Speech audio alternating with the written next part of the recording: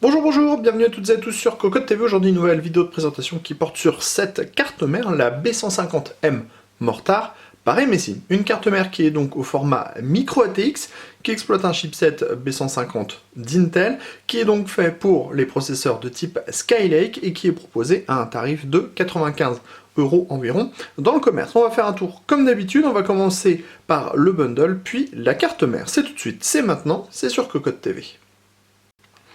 À l'intérieur de la boîte, vous allez découvrir en bundle la plaque IO Shield pour la carte mère qui est de couleur noire, un certificat d'overclocking, la notice d'utilisation de la carte mère en elle-même, ici des cordons SATA, ici un DVD avec les pilotes et les utilitaires, et enfin un guide d'installation rapide. Nous voilà maintenant au-dessus de la carte mère et nous allons en faire le tour rapidement. On va commencer ici avec le connecteur 8 pins qui alimentera les 6 phases d'alimentation du socket. Socket qui est donc destiné au processeur Skylake, donc en LGA 1151. Viennent ensuite 4 ports DDR4, des ports DDR4 qui sont en 2133 ou 2400 MHz maximum, le tout pour 64 Go de mémoire. Ensuite on va avoir un connecteur 24 broches ATX, quelques prises fan ici et là.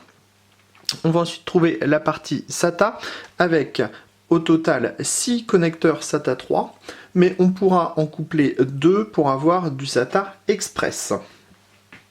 Il faut aussi savoir que vous avez un port M2 à ce niveau-là, qui est lui câblé en PCI Express 2X. Ensuite, on a la partie avec ici le chipset et le petit dissipateur MSI, et on a ensuite la partie des connecteurs PCI. On va retrouver deux connecteurs PCI Express 16X en 3.0. Le premier fonctionne en 16X, le second en 4X. On trouve également deux ports PCI Express 3.0 en 1X. On va également ici retrouver la partie audio, donc qui est séparée du reste du PCB. Et on remarque que tout le PCB est noir mat et on a ici des incrustations blanches plutôt sympathiques. Sur le panneau arrière, on va retrouver un PS2, deux USB 2.0, une sortie VGA, une sortie DVI, 4 USB 3.0, une sortie HDMI, un Ethernet 1000 sur base Realtek et le son en 7.1 là aussi sur base Realtek. Les plus experts ont remarqué ici le petit interrupteur qui permettra de faire un reset du BIOS de façon beaucoup plus aisée puisqu'on n'aura pas besoin de rentrer à l'intérieur du boîtier. On termine comme toujours avec les gros plans. Le socket 1151 avec, on le voit, tous les petits marquages blancs sur le PCB noir mat. Ici, les 6 phases d'alimentation avec les 2 dissipateurs sur les phases d'alimentation à proprement parler. On a ensuite la partie DDR4 avec 4 ports en 2133 ou 2400 MHz et 64 Go de mémoire au maximum. Le connecteur 24 broches ATX, ici la partie SATA avec du SATA 3. Donc avec du SATA 3 comme on le disait, mais aussi la présence d'un SATA Express.